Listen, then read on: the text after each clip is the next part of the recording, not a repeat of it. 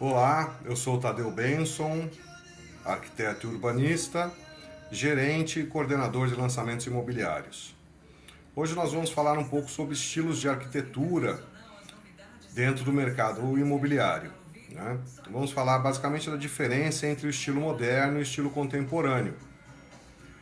Esses dois nomes costumam atrapalhar um pouco a gente, porque quando a gente ouve falar em contemporâneo, a gente pensa em algo mais do passado e o estilo moderno em algo atual e em constante evolução, né?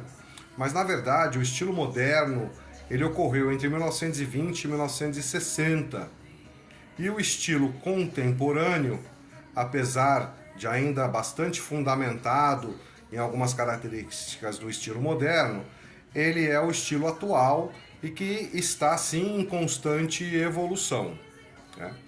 Até o século XIX, nós falávamos bastante em estilos como o ecletismo ou o estilo vitoriano, né? Que eram aqueles estilos de construção com as fachadas e as partes internas com bastante ornamentos, né? Muitas vezes as pessoas, de forma até ingênua, falavam assim: nossa, é uma construção cheia de rococós, né? Cheia de enfeites, de ornamentos, né? O estilo moderno, em 1920, num período de Art Deco, ele então começou a visualizar a simplicidade, simplificar a construção, né? Tornando a construção um pouco mais eficiente e se livrando daquilo que era supérfluo, né? Que eram apenas ornamentos sem qualquer função, né? Então o estilo moderno ele começou a optar por espaços um pouco mais amplos, né? Arquitetura um pouco mais linear, um pouco mais pura, sem qualquer tipo de ornamento, né?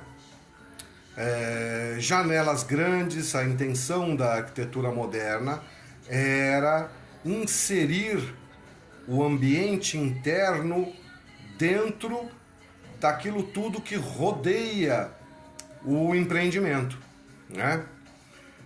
De qualquer forma, o estilo moderno ele tinha a intenção de fugir daquele padrão de beleza tradicional, né? Que eram construções extremamente simétricas, com bastante ornamentação, com um rebuscamento de técnicas e de tendências, né?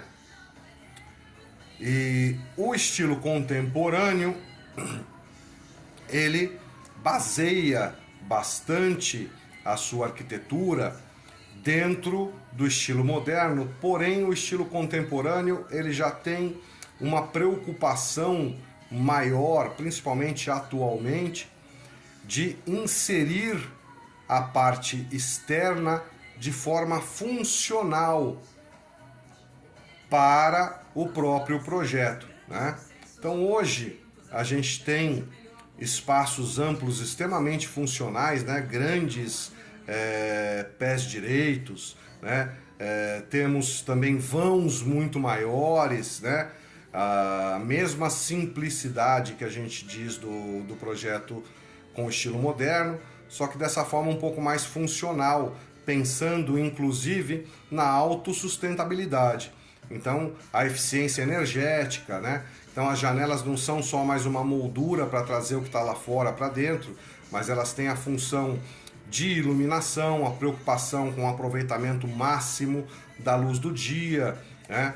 Aproveitamento máximo do poder dos materiais em relação à proteção sonora, à proteção térmica, para que a construção tenha muito mais eficiência. De uns tempos para cá, um pouco mais recente, nós ouvimos falar muito sobre biofilia, né, dentro da arquitetura contemporânea. E o que é a biofilia? A biofilia é a transformação da área externa do seu empreendimento. Qual é a teoria da biofilia? A biofilia, ela transforma aquele paisagismo que era um paisagismo unicamente contemplativo, né, num paisagismo funcional, ou seja, a preocupação da biofilia hoje é trazer função ao paisagismo. Dessa forma, a biofilia se preocupa muito em trazer plantas originárias daquela região para transformar o paisagismo. Ela procura dar função ao paisagismo através de hortas comunitárias, hortas pessoais, hortas particulares, dependendo do projeto, né? Se for um projeto que tenha áreas que são dedicadas ao público em geral, então hortas comunitárias, né? Se for um projeto particular, as hortas particulares, trazer sensações ao morador, trazer um pouco mais de contato com a natureza, mas um contato mais efetivo. Então a gente tem, por exemplo, o uso de todas as sensações, o olfato, o tato, visão, né? Então você tem aí os trabalhos com fontes de água, com plantas que emitem sons diferentes ao bater do vento, né? Então são todos projetos para estimular as sensações do ser humano. Além disso, um paisagismo que se preocupa em trazer uma função, não só uma função de consumo, mas também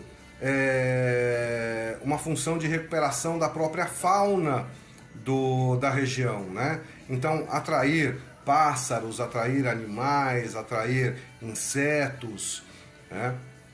E além disso, fazer com que você tenha um convívio mais íntimo entre o interior e o exterior do seu empreendimento. Então são novos conceitos, né? Você, principalmente nos projetos que são projetos urbanos, né? Dentro dessa noção de biofilia, tentam trazer um equilíbrio entre o urbano e o bucólico. Então você acaba percebendo bastante nas fachadas desses projetos o uso de cores, de materiais que lembram algo urbano, os tons de cinza, né? As texturas um pouco mais rústicas que lembram um pouco mais o concreto, um pouco mais o asfalto, né?